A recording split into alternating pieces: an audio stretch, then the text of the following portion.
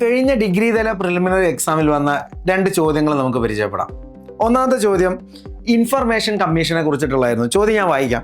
Who among the following is a member of selection committee for the chief information commission of India? Option A speaker of India, option B vice president of India, option C leader of opposition of Lok Sabha, option D chief justice of supreme court of India. അപ്പോൾ പൊളിറ്റിയുടെ ഭാഗമായിട്ട് important ആക്ടുകളിൽ RTI act അല്ലെങ്കിൽ right to information act പഠിക്കാനുണ്ട്. അത് പഠിച്ചിട്ട് വന്നാൽ നിങ്ങൾക്കറിയാം അതിൽ ഏറ്റവും ഇമ്പോർട്ടൻ്റ് ആയ ഒരു ബോഡിയാണ് ചീഫ് ഇൻഫർമേഷൻ കമ്മീഷൻ എന്ന് പറയുന്നത്, അതായത് സെൻട്രൽ ഇൻഫർമേഷൻ കമ്മീഷൻ എന്ന് പറയുന്നത്. സോ സെൻട്രൽ ഇൻഫർമേഷൻ കമ്മീഷൻ്റെ കോൺസ്റ്റിറ്റ്യൂഷൻ നിങ്ങൾ കണ്ടു കാണും. ചീഫ് ഇൻഫർമേഷൻ കമ്മീഷണറും 10 കൂടാതെയുള്ള സെൻട്രൽ ഇൻഫർമേഷൻ കമ്മീഷണേഴ്സും ചേർന്നതാണ് സെൻട്രൽ ഇൻഫർമേഷൻ കമ്മീഷൻ എന്ന് പറയുന്നത്.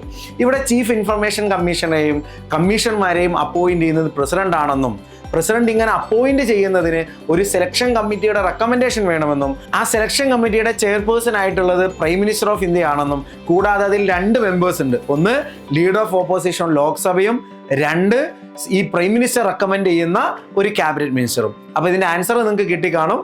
എന്താണ്? Leader of opposition of Lok Sabha. ഇനി ഞാൻ വേറൊരു കാര്യം കൂടെ പറയാം. ഈ ഡിസ്കസ് ചെയ്ത ചോദ്യം വന്ന ഡിഗ്രി പ്രിലിമിനറി എക്സാമിന് മുമ്പ് നടന്ന KS മെൻഡറിലെ മാമാങ്കം ടെസ്റ്റ് സീരീസിൽ വന്ന ചോദ്യമാണ് നിങ്ങൾ സ്ക്രീനിൽ കാണുന്നത്. ഇത് കാണുന്ന നിങ്ങൾക്ക് മനസ്സിലാവും എത്രമാത്രം ഡിഗ്രി പ്രിലിംസിൽ വന്ന ചോദ്യത്തോട് സാമ്യതയുള്ളതായിരുന്നു മാമാങ്കം ടെസ്റ്റ് സീരീസിലെ ചോദ്യം എന്ന്. അപ്പോൾ ഡിഗ്രി പ്രിലിമിനറി എക്സാമുകൾ വരികയാണ്. ഇത്തരം ചോദ്യങ്ങൾ പ്രാക്ടീസ് ചെയ്തുകൊണ്ട് മെയിൻസിൽ ഒരു പൊസിഷൻ ഉറപ്പിക്കലാണ് നിങ്ങളുടെ ഉദ്ദേശമെങ്കിൽ കേരളത്തിലെ ഏറ്റവും മികച്ച ടെസ്റ്റ് സീരീസും ഏറ്റവും മികച്ച മെൻഡർമാരുടെ അടിയിൽ നിങ്ങൾക്ക് പഠിക്കാം. സബ്സ്ക്രൈബ് ചെയ്യാം മാമാങ്കം ടെസ്റ്റ് സീരീസ്.